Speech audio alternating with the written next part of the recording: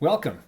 My name is Jesse Springer, and I've been drawing Oregon-themed political cartoons since 1995. And now I've put together a greatest hits collection of my cartoons in a book called Only in Oregon. Oregon's different. We're weird and traditional, liberal and conservative, urban and rural. We're passionate and not afraid to speak our minds. It's all fertile ground for issues from the comical to the controversial, and everything in between. This collection of insightful, knee-slapping editorial cartoons tells a 26-year whimsical, illustrated story of Oregon's strange but true cultural and political history. Yep, Oregon is different. From the kicker to PERS, the timber wars to climate change, vote by mail to death with dignity, the Bundy boys to the Proud Boys. All of this could have happened only in Oregon. Let's take a look at some highlights, shall we? But before we dive into politics, let's ease into this. What's the first thing that we talk about to avoid getting into something controversial? The weather. Now, Oregon is famous for a certain kind of weather. Rain.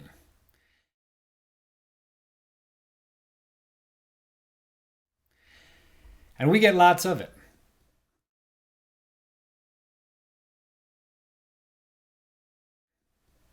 But as much as we like to complain about it, deep down we Oregonians really love our rain.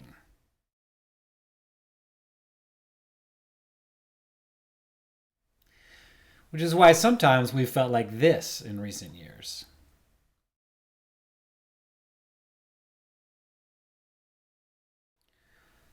But the drought cycle that we're in right now, it isn't really the weather exactly.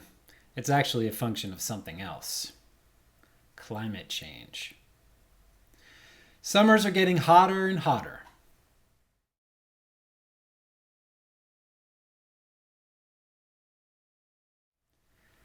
Causing catastrophic forest fires that choke us with smoke.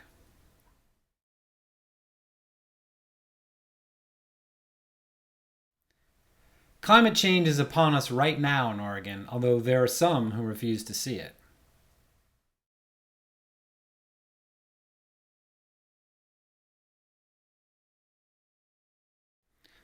Of course, intertwined with Oregon's environmental issues is Oregon's historic economic driver, the timber industry. Pictured on the cover of my new book is this cartoon, which captures Oregon's complicated relationship with trees.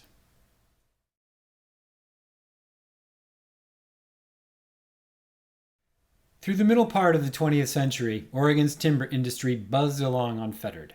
Trees were plentiful, and the money flowed to communities and timber companies alike. In the 90s, environmentalists and concerned foresters sought to set limits on unsustainable timber harvests by invoking the Endangered Species Act on behalf of the humble spotted owl. So began the timber wars of the modern era, with the spotted owl playing the role of villain in the eyes of the timber industry. Timber harvests declined dramatically, sending shockwaves through rural communities across the state. But there were other factors at play besides habitat conservation for the spotted owl. Industry modernization and raw log exports, for example, caused many timber workers to lose their jobs.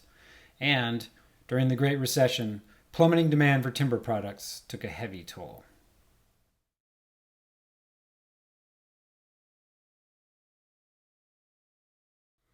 Oregon's representatives to Congress had secured annual federal payments to rural counties in exchange for lost timber revenues. But during that same period of the Great Recession, Congress cut back on and ultimately eliminated those payments.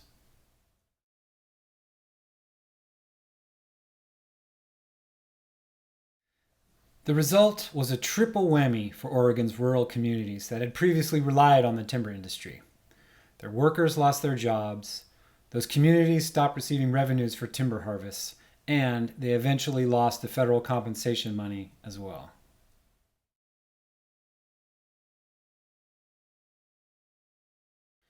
Ever since, the timber industry and environmental groups in Oregon have been waging a pitched legal and public relations battle over the fate of Oregon's trees.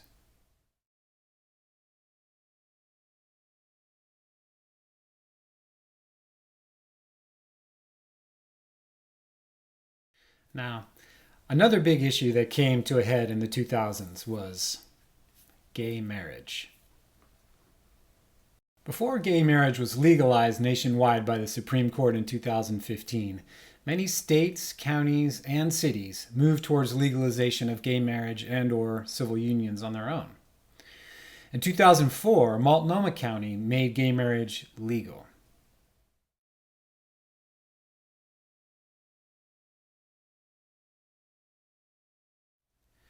This led to much hand-wringing amongst religious conservatives who warned that gay marriage was a slippery slope towards even worse social ills.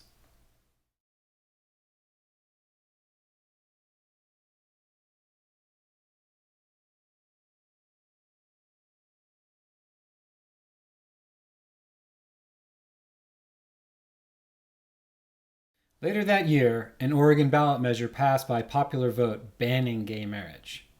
After that, some Oregon cities and counties, and eventually the state legislature, began making domestic partnerships or civil unions legal for same-sex couples.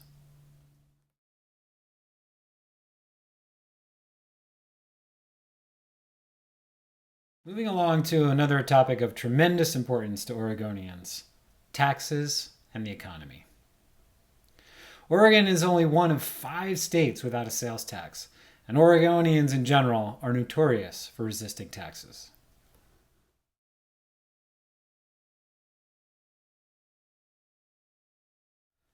One recent example of this was in 2016 when the legislature introduced Measure 97, a gross receipts tax designed to raise money for public education.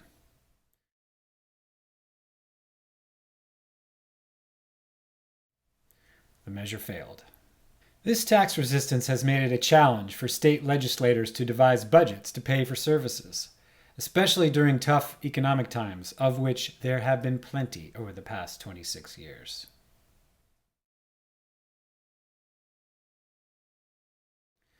The worst of these times were the years following the Great Recession in the late 2000s.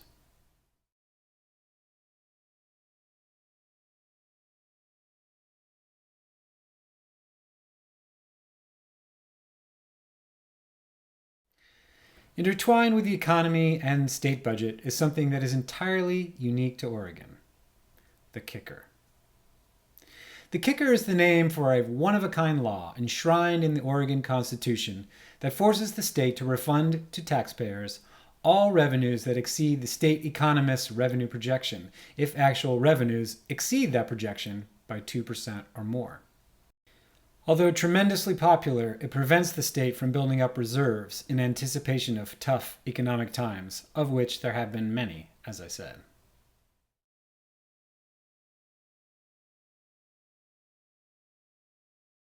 Because of the kicker and the lack of the sales tax, budget shortfalls have been commonplace during recessions.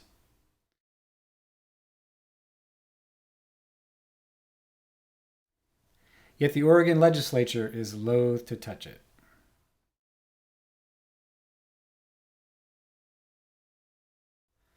One last big piece to Oregon's economic/budgetary picture is yet another political lightning rod: PERS, the Public Employee Retirement System. Back in the 70s and 80s, when the timber money kept Oregon's economy flush, PERS managers made some very generous contractual guaranteed returns for public employees. As Oregon's economy began to hit bumps and budgets tightened, the legislature sought to rein in those generous benefits.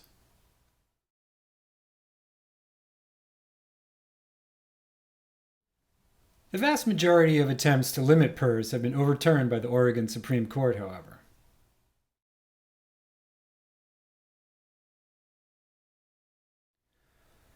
Their rulings are firm.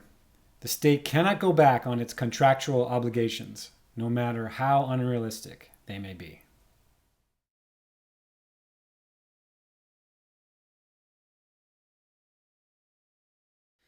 All of these economic factors, coupled with some major property tax limitation ballot measures from the 1990s, have had a huge negative impact on Oregon's public education. The first sign of trouble was the ballooning of class sizes.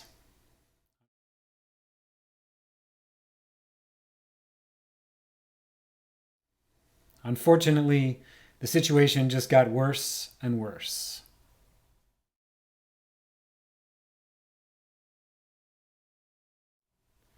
Not only did classrooms become ever more crowded, but school districts began lopping days off the school calendar to make ends meet.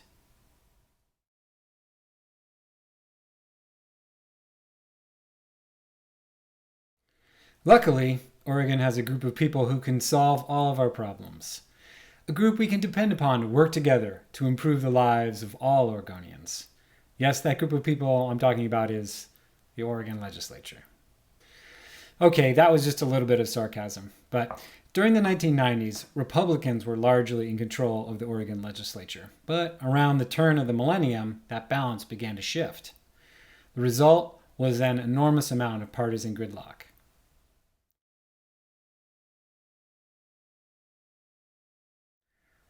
Shortly thereafter, the Democrats came to be in control, and that presented its own problems.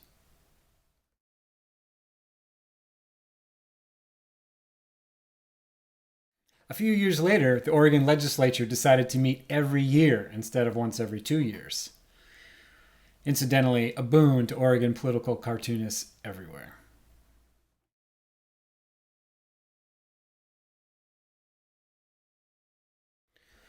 One person who presided over a record number of these legislative sessions was Oregon's longest-serving governor, John Kitzhaber.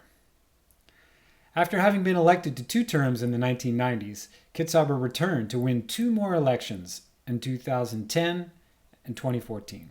Unfortunately for Kitzhaber, the wheels began to fall off in 2013 with the debacle of the failed Cover Oregon insurance exchange.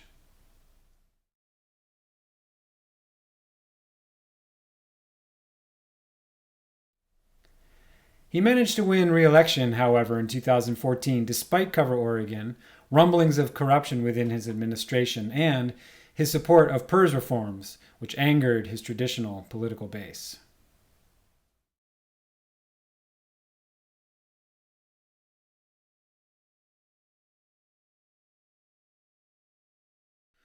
Ultimately, Kitzhaber was forced to resign shortly after the start of his 4th term in early 2015, when details of corruption and conflicts of interest swirled around him and his First Lady, Sylvia Hayes.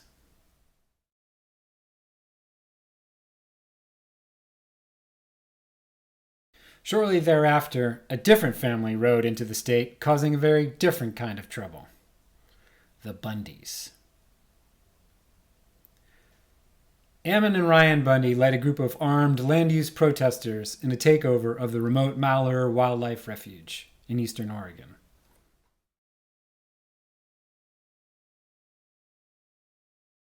The Bundys believed that the U.S. Constitution gave them the right to do exactly as they pleased on public lands.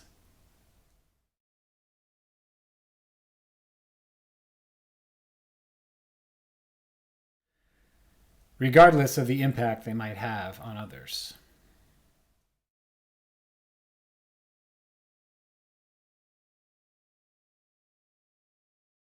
Speaking of which, Oregon is famous for its demonstration of all kinds.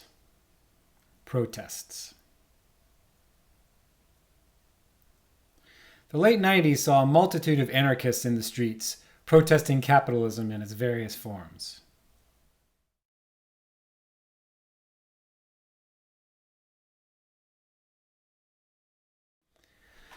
More recently, Portland in particular has become a battleground for clashes between alt-right groups like the Proud Boys and Antifa.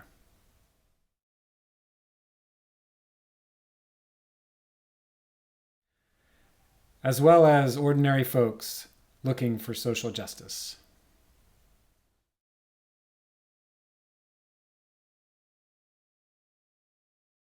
In an eerie precursor to the January 6, 2021 riot at the Capitol in Washington, D.C., alt-right protesters broke into the Oregon Capitol building on December 20th, 2020, seeking to use violence to stop the lawful political process going on inside.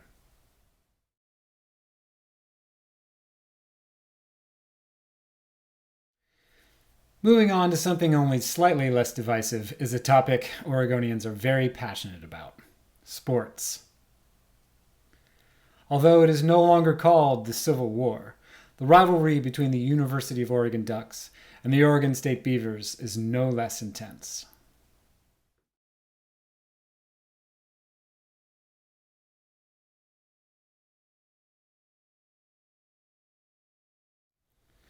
On the football field, the Ducks have had the upper hand in modern times, winning the Rose Bowl in 2012,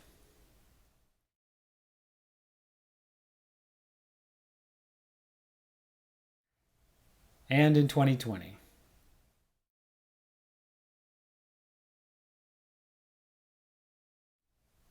both against the Wisconsin Badgers. Both the Beavers and the Ducks have had tremendous success with their women's basketball programs. In 2019, the U of O team, led by Sabrina Ionesco, was on the verge of a national championship run before the NCAA tournament was canceled by COVID. Earlier that year, they beat the U.S. Olympic team.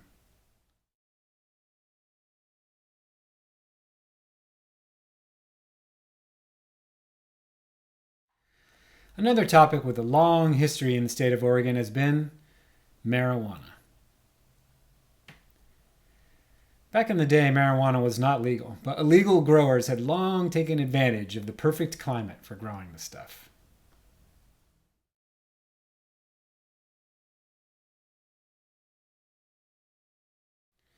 Medical marijuana was made legal in the state in 1998, and then in 2015 it was legalized for recreational users.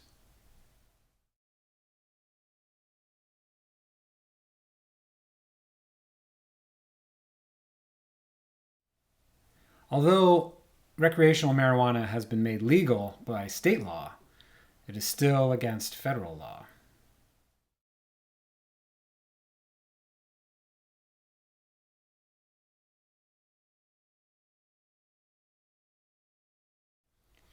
Coming up closer to the present day, Oregon, like every other state, has had to deal with COVID-19.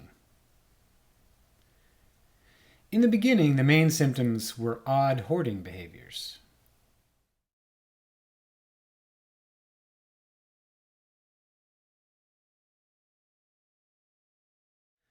Then came the unprecedented lockdown of the spring of 2020, which presented its own challenges and silver linings.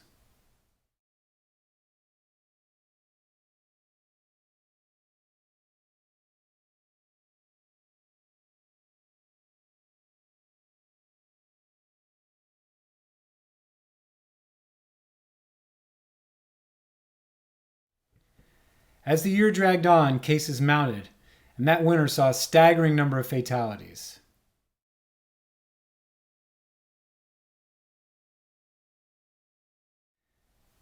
As vaccines became widely available in the spring of 2021, cases began to drop again, and optimism ran high.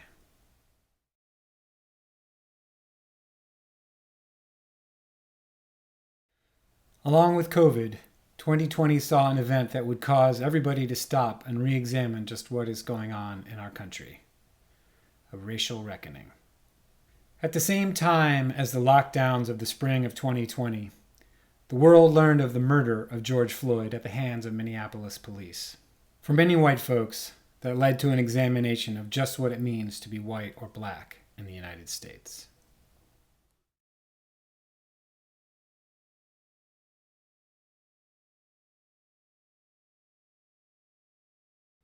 For many self-identified liberals and progressives, and yes, I'm talking about myself here, that introspection revealed painful truths about unconscious bias.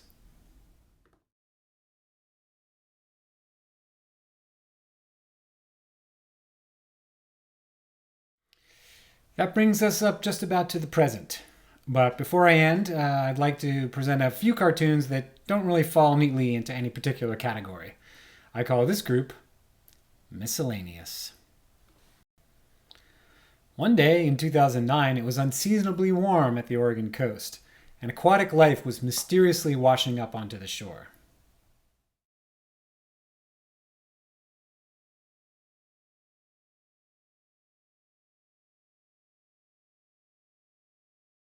And of course, we all know that vote by mail was pioneered by the state of Oregon.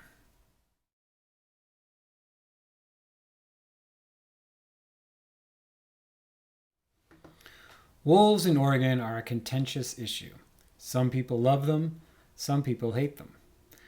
One wolf, dubbed OR7, captured the imagination of just about everybody, possibly because he left the state, by traveling over 1,000 miles into California in search of a mate. He eventually found his perfect match and sired a total of 7 pups over his lifetime. This cartoon ran on Father's Day 2014.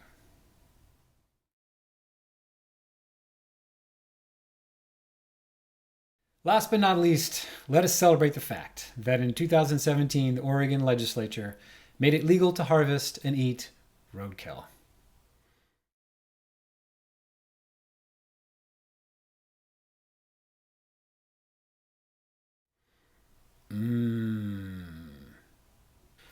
Thanks very much for watching. I hope you enjoyed it.